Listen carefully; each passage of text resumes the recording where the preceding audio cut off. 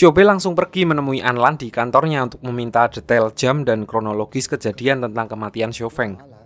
Awalnya Anlan tidak percaya, namun setelah Xiaobei menunjukkan amplop yang pernah dikirimkan Xiaofeng kepadanya, hatinya jadi basah dan akhirnya mau berbicara dengannya. Anlan!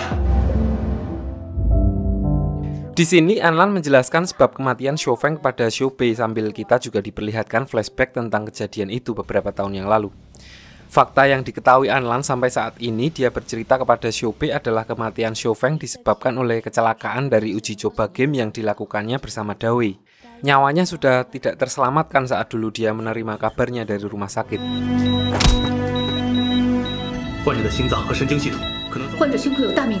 Xiaobei juga bertanya, waktu kejadian itu di rumah ada siapa? Dan Anlan menjawab kalau dia sendiri berada di rumah hari itu. Berbekal informasi yang dirasa cukup, Xiaobei langsung pulang ke asrama dan berpacu dengan waktu untuk login game. Karena menurut Anlan, kejadian itu terjadi di sore hari, cuma kurang beberapa jam lagi. Dari lobby game, Xiaobei menghubungi Anlan cupu di tahun 2009 lewat akunnya Xiaofeng via voice chat. Begitu ngangkat telepon, dia langsung memberitahu Anlan dan memintanya untuk menghentikan Xiaofeng. Walaupun sempat nggak percaya, namun setelah Xiaobei memberitahukan tentang detail sebelum dan sesudah kejadian, tidak berani menanggung resiko, Anlan memutuskan untuk mempercayainya dan pergi menyusul Xiaofeng. Dari sini realita alternatif mulai terbentuk.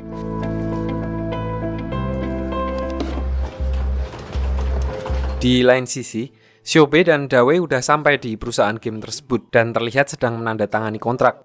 Anehnya, saat orang dari perusahaan ingin menjelaskan resiko seperti yang terjadi kepada Dawei sebelumnya, dia langsung memotong omongannya dan berkata kalau hal itu sudah dijelaskan kepada Xiaofeng sebelumnya, dan mereka pun akhirnya tanda tangan. Singkat cerita, Xiaofeng dan Dawei akhirnya masuk ke dalam game itu. Awalnya di sini semua tampak berjalan normal, namun yang Xiaofeng tidak tahu, diam-diam Dawei memancingnya ke area yang tidak terlacak di game itu.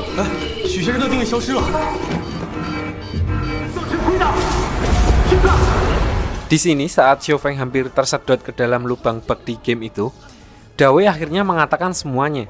Dia memberitahukan alasan sebenarnya kenapa dia membunuh Mas Bengkel kemarin.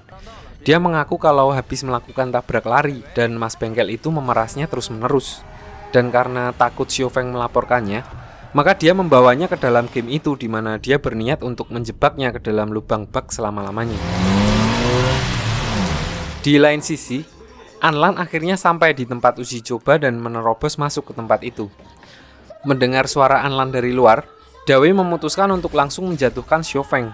Sebelumnya dia juga melepas alat pelacak dari skinnya Xiaofeng. Dan saat gamenya di shutdown, hanya Dawei sendiri yang kembali tersadar. Dan akhirnya mereka membawa Xiaofeng ke rumah sakit.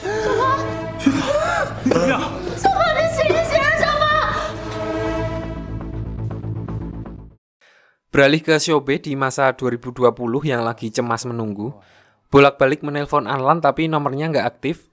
Di sini dia sudah mencoba untuk ikhlas dan keesokan harinya dia berniat untuk ziarah ke makam Xiaofeng.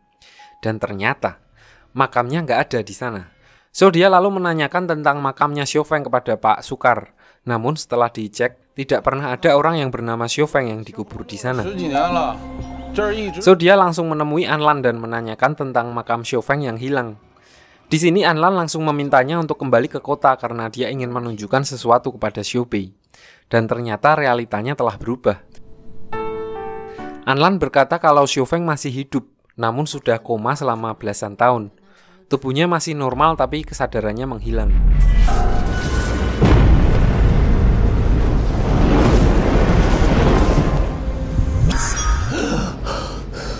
Saat Xiaofeng baru dibawa ke rumah sakit dalam keadaan tidak sadar, Dawei malah sekilas tampak tersenyum, dan gak lama berselang, teman-temannya datang menyusul.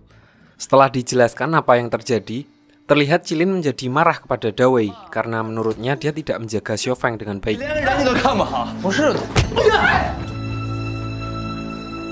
Lanjut ke kontrakan Xiaofeng, di mana diperlihatkan di sini teman-temannya membereskan barang pribadi mereka. Kayaknya mereka udah agak curiga kalau ada yang nggak bener dari Dawei. Mereka sama sekali nggak ngajak bicara, terutama Qilin yang malah terang-terangan menolak diajak bicara dengan Dawei. So setelah menitipkan koin keramat kepada Anlan, mereka langsung pergi dari sana.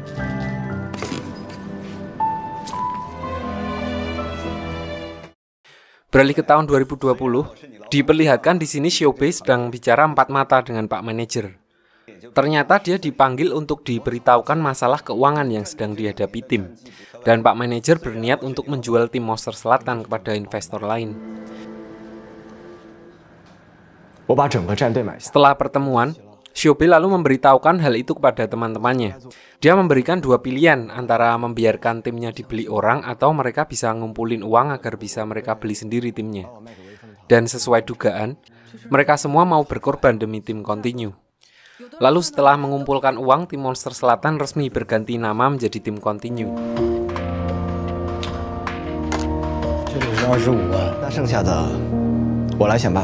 Keesokan paginya saat baru terbangun, keadaan asrama malah jadi nggak terkendali.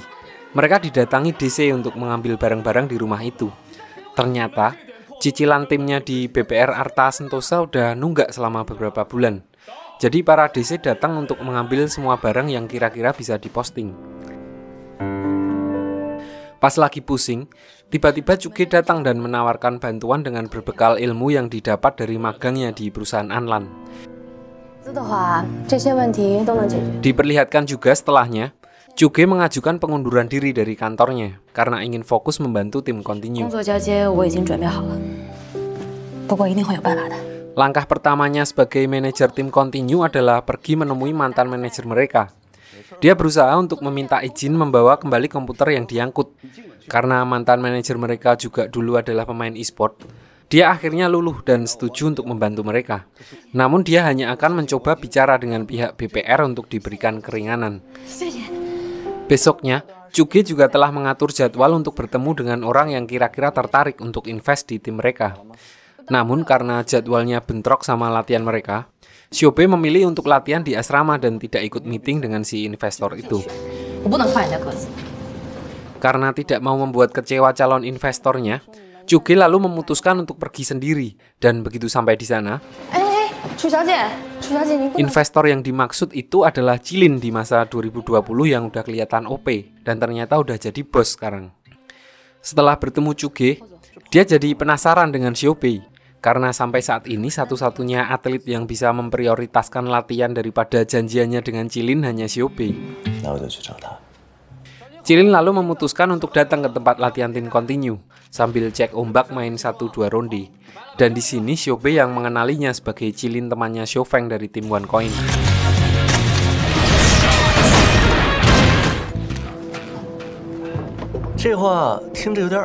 So mereka langsung jadi akrab dan saat mereka sedang bicara empat mata di belakang, di sini Xiaobei menjelaskan kalau orang yang menelpon Anlan dan memperingatkan soal Xiaofeng di tahun 2009 silam adalah dirinya. Setelah cukup lama menjelaskan dan memberikan bukti, singkat cerita Jilin bisa mempercayainya dan Xiaobei memberitahukan kalau masih ada kemungkinan Xiaofeng bisa kembali, yaitu dengan mengakses data dari game yang membuatnya koma sampai sekarang. So Jilin berjanji kepada Xiaobei untuk mencari bekas-bekas uji coba game itu dengan memanfaatkan koneksi miliknya. Dan pertemanan mereka ditandai dengan kucuran dana untuk tim Continue membeli peralatan barunya.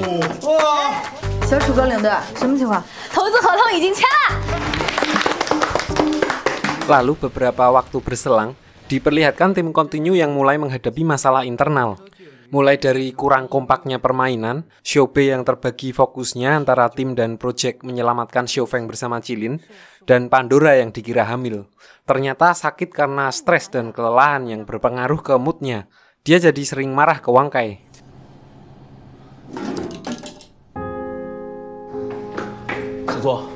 Suatu kali, dia pernah keceplosan ngomong putus karena emosi, dan hal itu jadi membuat Wang Kai nggak nyaman dan serba salah. Nggak tahu dapat info dari mana, manajer tim Gravity lalu mencoba mendekati Wang Kai yang kayaknya mulai nggak nyaman di tim Continue.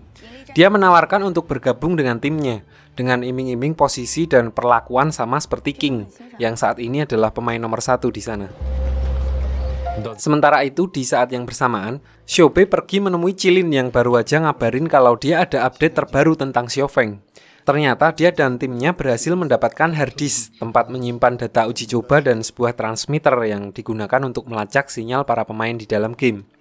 Dengan kedua alat itu, maka ada kemungkinan mereka bisa menemukan lokasi Xiaofeng yang masih nyangkut di dalam game. Lalu, kita diperlihatkan keadaan Xiaofeng setelah 11 tahun tinggal di dalam game. Dia masih sehat walafiat karena di sana bisa makan mie ayam juga ternyata. Selama 11 tahun ini diceritakan kalau Xiaofeng terus berusaha untuk keluar dari sana. Tapi gamenya nggak tamat-tamat, kalah terus, mainnya di level hard sih soalnya.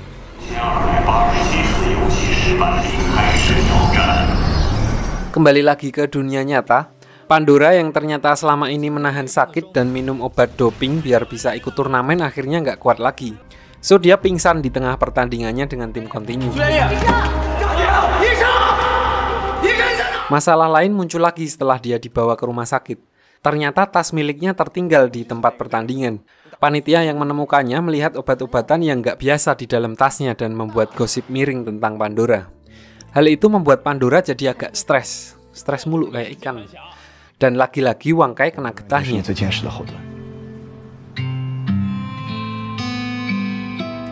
Setelah Pandora kembali ke asrama, di sini Wang Kai membuat keputusan yang cukup membuat kaget teman-temannya. Dia berkata akan keluar dari tim Continue dan masuk tim Gravity. Walaupun anggota lainnya tampak agak emosi mendengar keputusan Wang Kai, namun Xiaobe membiarkannya dan akhirnya Wang Kai keluar dari asrama. Wang Kai,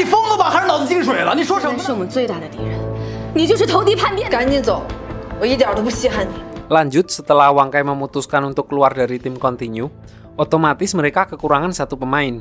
Di sini masuk teman lama Xiaobe yang di awal part barengan sama dia ikut seleksi masuk tim Gravity.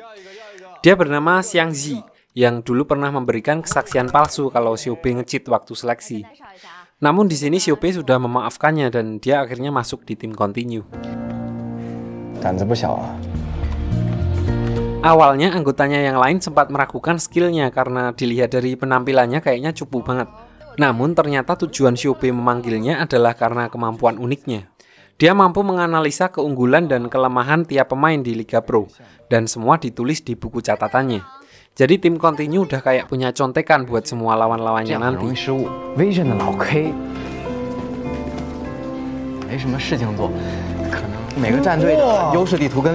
Sementara itu diperlihatkan Wang Kai yang saat ini sudah berada di tim Gravity bersama dengan Dawei diajak keliling untuk melihat semua fasilitas mereka.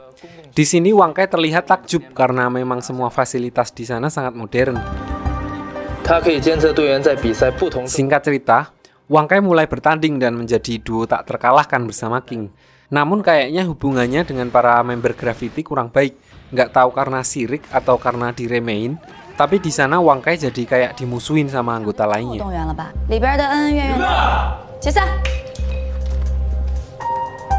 Singkat cerita, tiba hari di mana tim Continue akhirnya bertanding melawan tim Gravity.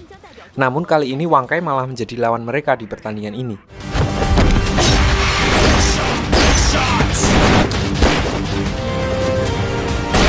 Diperlihatkan tim Gravity unggul di babak awal pertandingan. Namun di pertengahan, Wang Kai kehilangan fokus saat harus buy one dengan Pandora. Dan tim Continue memanfaatkan momen itu dengan baik untuk mencuri poin dari tim Gravity. Ternyata hal itu menjadi masalah buat Wang Kai. Para member tim Gravity mencurigainya sengaja jadi feeder, agar tim Continue bisa mengambil poin. Karena dianggap tidak bisa bermain secara sinkron dengan member lainnya, manajer tim lalu memutuskan untuk menggantinya di tengah pertandingan. Di sini diperlihatkan karena Wang Kai protes nggak mau diganti, dia lalu diultimatum nggak akan diajak main lagi di pertandingan selanjutnya.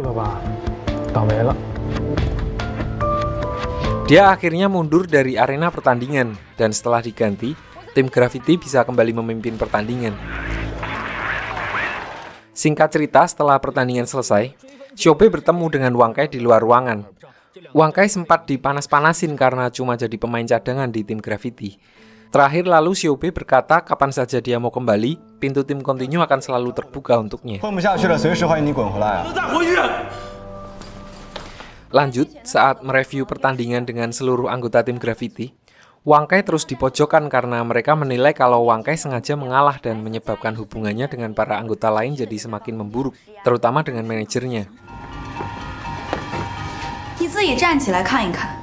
Dia sempat berselisih karena diperintahkan untuk ke tim cadangan, namun Wang Kai dengan keras menolaknya.